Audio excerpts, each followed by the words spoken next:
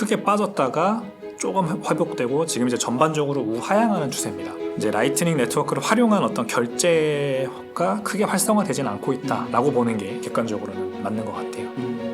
비트코인이 아니어도 되죠. 네. 이제 완전 이론적으로 보면 이제 그냥 블록체인에 있는 암호화폐는 뭐든지 가능하죠.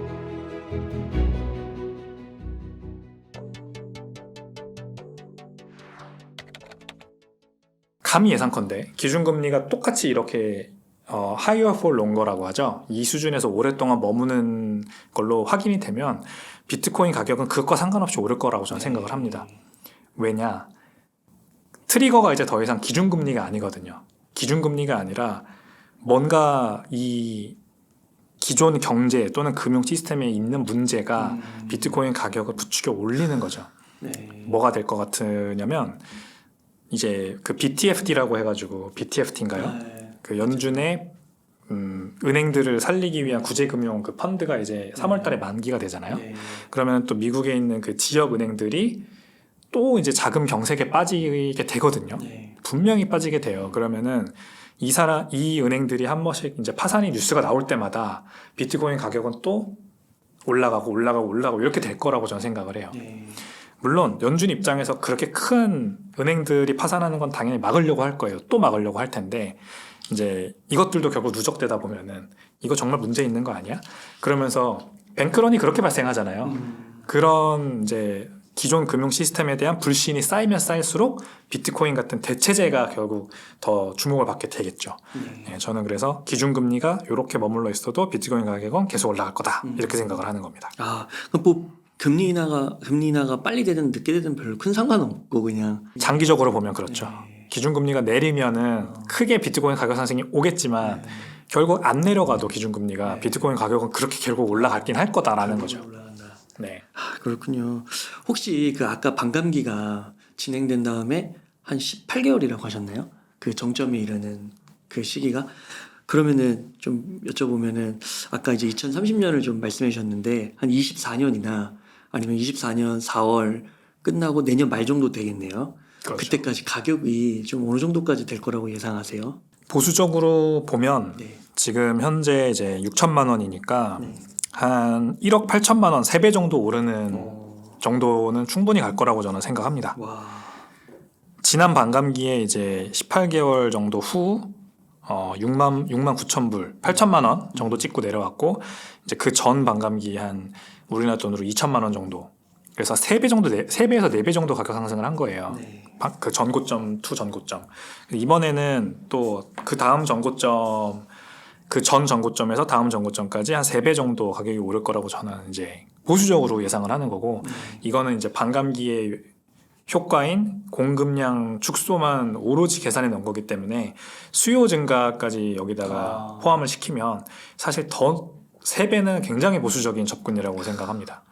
더 올라갈 수 있어요. 그럼 지금 보실 때 수요는 그 많은 분들이 이제 예상을 하는데 ETF 통과된 이후에 대표적으로 그리고 국가들이 이제 막 채택을 하고 막 그러면서 이제 ETF를 받아들일 텐데 살 텐데 비트코인을 그 흐름 지금까지 매수 며칠 안 됐지만 흐름을 볼 때는 좀 긍정적인가요? 아니면 예상보다 좀 늦은 것 같으신가요? 저는 정확히 예상한 대로 좀 느려요. 어. 좀 느린데 정확히 이게 예상했던 바였어요. ETF가 승인된다고 해서 거래가 시작된다고 해서 일단 테크니컬리 바로 그렇게 자금이 넘어올 수가 없습니다. 일단 ETF에 투자하는 사람들은 파이낸셜 어드바이저들이에요. 그러니까 우리나라에서는 기관이 투자한다고 흔히 얘기하는데 기관은 결국 고객 돈을 받아서 운용해주는 사람들이 투자를 하는 거고 그 고객들은 어떻게 이 기관들의 자기 돈을 맡기냐면 자산관리사들, 파이낸셜 어드바이저들을 통해서 맡기죠. 근데 이 파이낸셜 어드바이저들이 그래서 고객들을 위한 포트폴리오를 짜줄 때 그냥 뭐 비트코인 ETF 나왔다 그러면 여기 넣어라 이러면서 바로 다음날 되는 게 아니라 이분들도 다 회사에 소속돼 있으니까 절차라는 게 있거든요. 보통 90일, 최소 90일 정도 이제 그 승인 절차가 이루어지는 겁니다. 그러니까 승인 절차라기보다는 어떤 자산을 내가 포트폴리오에 넣겠다라고 하는 어떤 논의 및 그거를 승인받기 위한 어떤 그 절차, 모든 절차죠. 그게 한 최소 90일 정도 걸린다고 보면 3개월이잖아요.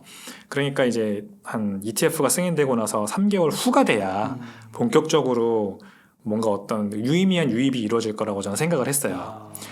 그런 데다가 지금 이제 파이낸셜 어드바이저들이 가지고 있는 비트코인에 대한 인식, 이게 이제 중요한 거거든요. 그 비트와이즈라고 이번에 ETF 이제 출시한 자산 운용사가 작년 말에 10월 달에 그 파이낸셜 어드바이저들을 대상으로 이제 설문조사를 한 게 있습니다. 거기에 보면 이제 이 사람들의 비트코인에 대한 인식을 알 수가 있는데, 뭐 굉장히 긴 설문조사긴 합니다만 이제 짧게 요약을 하면 이분들은 비트코인에 대한 관심은 있어요. 전반적으로 다들 비트코인이 이제 좋은 투자 자산이고 다음 한 2, 3년 동안 좋은 역할을 할 거라고 생각은 하되 투자하기는 상당히 꺼리는 상황이었어요. 네. 왜냐하면 법적인 모호성이 너무 크기 때문에 이제 이 사람들은 어쨌든 합법적인 데에다가 투자를 해줘야 되잖아요. 고객 자산을 굴려야 되니까. 그렇죠.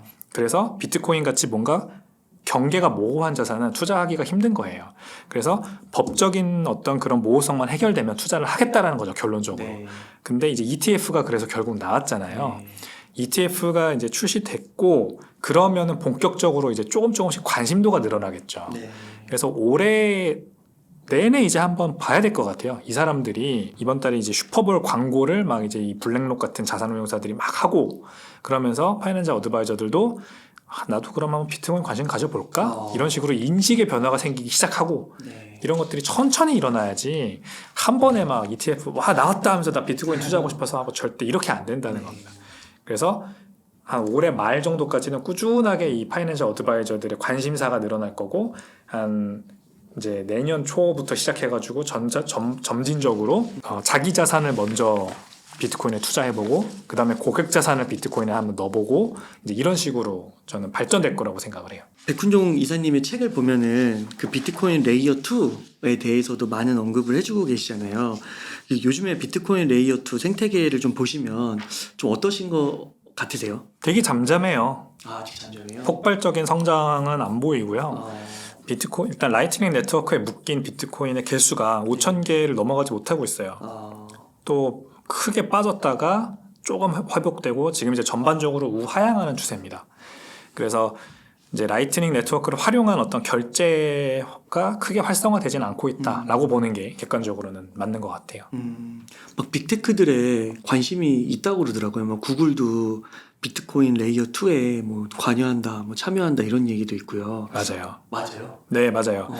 이제 구글이 볼티지라는 회사와 협업을 맺어가지고 네. 볼티지는 이 라이트닝 네트워크 운용을 위한 서버를 만들어주는 회사입니다. 그래서 저희 집에다가 라이트닝 네트워크를 돌리기 위한 노드 장비를 구축해 놓을 필요가 없이 그냥 볼티지가 제공하는 서버를 이용하면 되는 거예요. 흔히들 이제 뭐 아마존 웹 서비스나 구글 클라우드나 이런 거 이용하시는 거랑 똑같다고 보시면 되는데 그 볼티지가 이제 결국 구글 서버를 이용하게 돼서 구글 클라우드가 볼티지와 협업을 하게 된 것이죠.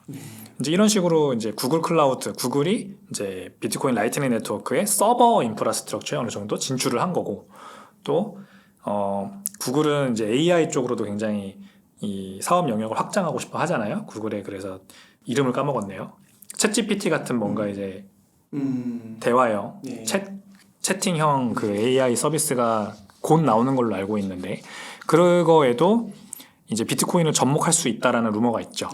이제 어떻게 접목을 하냐? 비트코인이 결국 이 AI와 AI 간 결제에 굉장히 좀 이상적인 어떤 그런 모델이거든요. 결제 모델이거든요.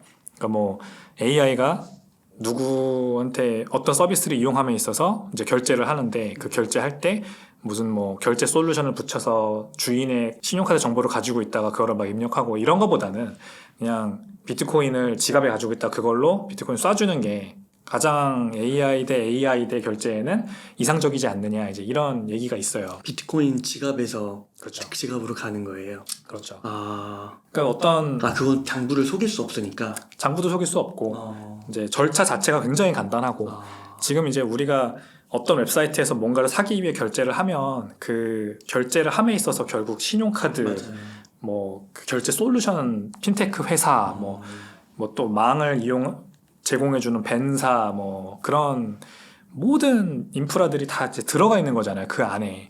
그래서 게다가 신원 인증이 필요하고 근데 이제 만약에 내가 AI 어떤 그 비서라고 할까요? 인터넷을 사용할 때 AI 비서를 통해서 점점 뭔가 일 처리를 하게 된다면 야, 나 저거 아마존에서 저거 사고 싶으니까 사줘라는 명령을 AI한테 했을 때 AI가 자기가 직접 결제를 하기 위해서 뭐가 가장 적합하냐라고 하는 거죠. 그때 이제 비트코인 같은 암호화폐를 이용하면 그 중간 단계에 있는 것들을 모두 치우고 그냥 오로지 지갑 주소 하나만 있으면 바로 쏠 수 있으니까 굉장히 좋다라는 거고, 이거에 발맞춰서 라이트닝 네트워크 사업을 하고 있는 라이트닝 랩스 같은 회사들은 이 AI가 비트코인을 결제할 때 쓸 수 있는 이미 코드 베이스를 다 만들어서 오픈하기도 했어요. 작년에 있었던 일입니다. 그래서 이거는 이제 빅테크 회사들이, 구글 같은 빅테크 회사들이 갖다 쓰느냐 안 쓰느냐의 문제지 이미 다 준비는 돼 있다고 보면 돼요. 실제로 우리가 AI가 그렇게 AI끼리 막 통신을, 커뮤니케이션을 할 정도로 그렇게까지 활성화되지는 아직 않았으니까 이제 시기상조라고 볼 수 있죠. AI끼리의 결제, 뭐 돈 거래 이런 거는 좀 시기상조라고 볼 수 있는데, 앞으로 정말 그런 세상이 온다면 웅달님도 AI를 통해 저한테 연락하시고 저도 AI를 통해서 스케줄 잡고 막 이런 세상이 정말 온다면 이제 AI끼리 통신할 때, 커뮤니케이션 할 때는 비트코인 같은 재화가 훨씬 더 유리하다라는 거죠. 예. 구글이 그런 쪽을 좀 보고 있는 거죠, 그러니까. 그 비트코인이 아니더라도 되잖아요, 그죠? 비트코인이 아니어도 되죠. 네. 이제 완전 이론적으로 보면 이제 그냥 블록체인에 있는 암호화폐는 뭐든지 가능하죠. 다만 그러면은 트러스트레스라고 이제 우리가 하잖아요. 이제 완벽한 무신뢰 기반. 정말 그냥 인터넷에서 내 AI와 저 AI가 얘기하다가 돈 주고 받는 건데 뭐가 제일 믿을 만한 무신뢰 기반의 재화냐. 정말 금을 주고 받는 것 같은 거잖아요. 이 금 덩어리가 진위 여부가 글쎄요, 뭐 어떻게 확인을 해야 될까? 깨물어 보면 되지 않나요?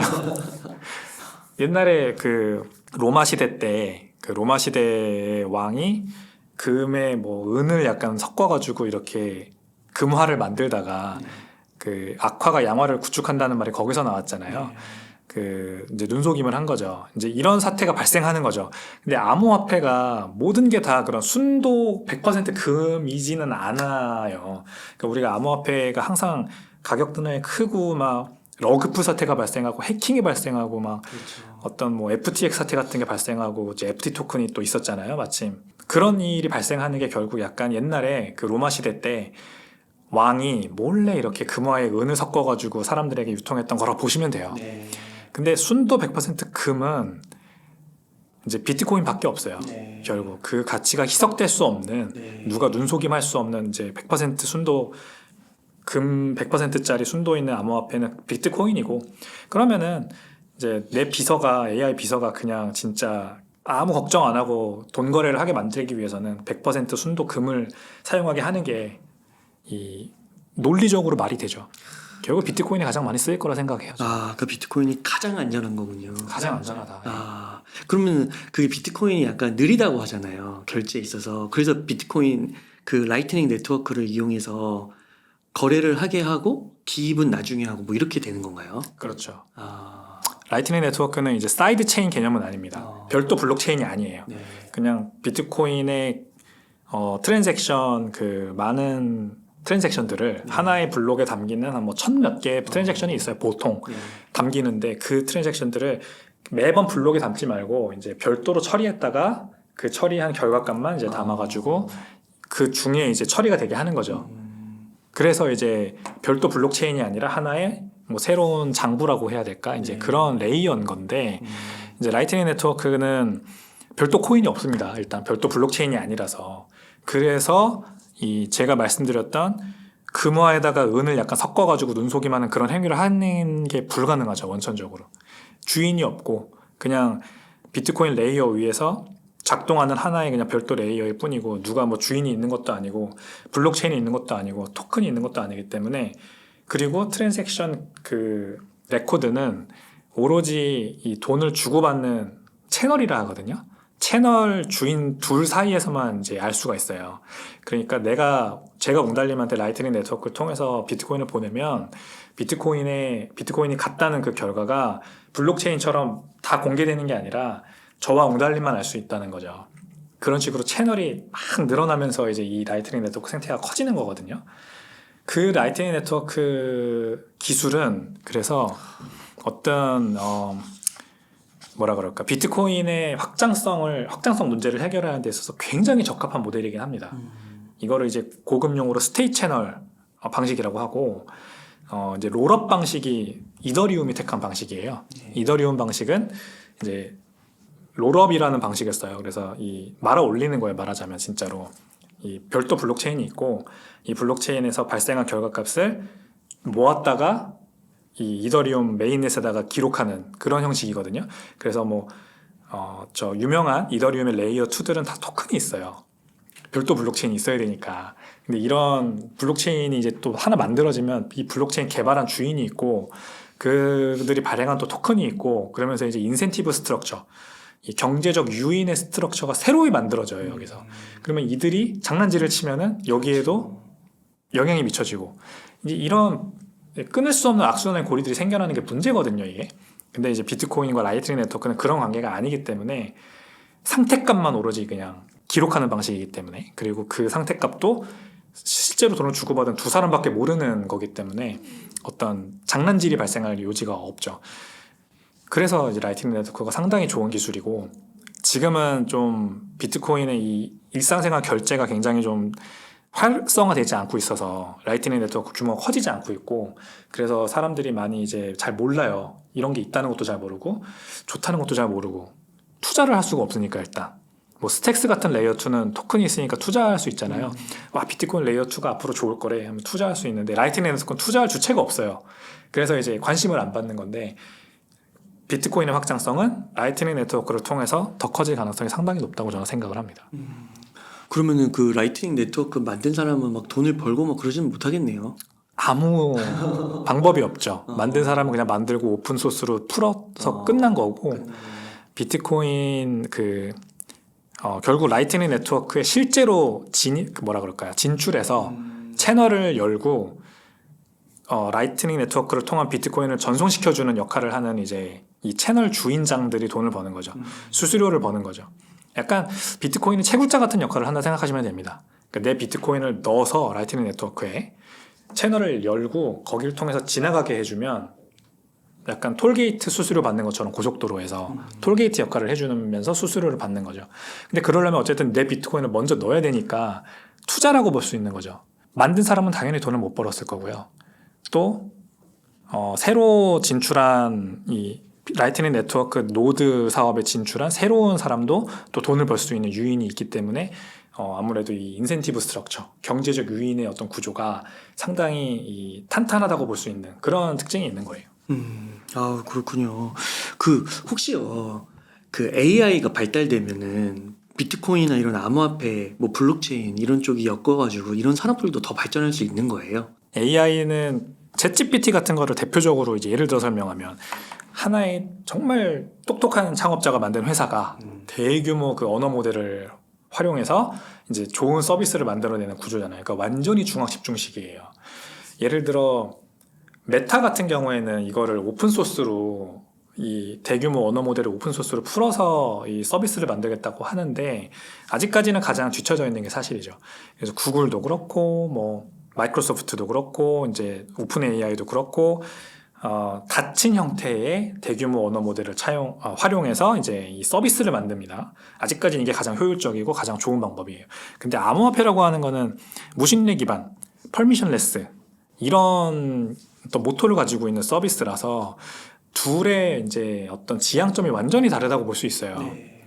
그래서 언뜻 보면 맞지 않아요, 이게. 근데 이제 뭐냐면 AI가 만약에 이제 진짜 그 오픈 소스로 풀렸을 때는 얘기가 다르죠. 그러니까 테슬라가 만드는 AI, 뭐 오픈 AI가 만든 AI, 뭐 이런 게 다 난립을 하다가 어떤 하나의 통합된 프로토콜에서 하나로 합쳐져서 이제 인터넷처럼 그냥 테슬라 AI, 오픈 AI의 AI, 뭐 구글의 AI가 다 통합적으로 그냥 이 플러그인 돼가지고 작동될 수 있다면, 그래서 이제 말하자면 AI의 인터넷이 하나 나왔다고 칩시다. 그러면은 이 프로토콜에 또 들어가야 하는 암호화폐가 필요해요. 아까 이제 말씀드린 건 상당히 이제 비슷한 부분인데, AI끼리 커뮤니케이션 하기 위해서는 끼리 커뮤니케이션 할 수 있는 프로토콜이 필요하고요. 그래서 이제 구글의 딥마인드와 마이크로소프트 AI가 통신할 수 있어야 되니까, 서로 얘기할 수 있어야 되니까 하나의 이제 TCP/IP 같은 큰 공통된 프로토콜이 필요하고, 만약에 여기 들어온 AI끼리 돈 거래를 해야 된다면, 밸류 트랜스퍼를 해야 된다면 이제 또 하나의 어떤 가치를 트랜스퍼할 수 있는 레이어가 그 위에 얹어져야 돼요. 그때 이제 말씀드린 것처럼 그때 가장 중요한 건 무진리 기반이어야 한다는 거예요. 순도 100% 금이어야 한다는 거죠. 누가 주인이 있어서 나 은을 좀 섞어서 눈속임을 해볼게 하는 결정을 할 수 있으면 아예 안 돼요. 그럴 때는. 그래서 비트코인이 가장 거기에 채택의 가능성이 크다는 거죠. 그래서 초기에는 이 현재 이제 AI의 이제 발전 초기에는 암호화폐는 사실 그렇게 맞지 않아요. 다만 AI가 나중에 정말 활성화돼서 오픈소스 기반에서 AI가 정말 통용된다, 모든 사람들이 다 쓰게 된다 그러면은 암호화폐가 필요하고, 그때는 비트코인이 반드시 결제 수단으로 쓰게 될 거라고 저는 이제 생각을 하는 거예요. 그렇군요.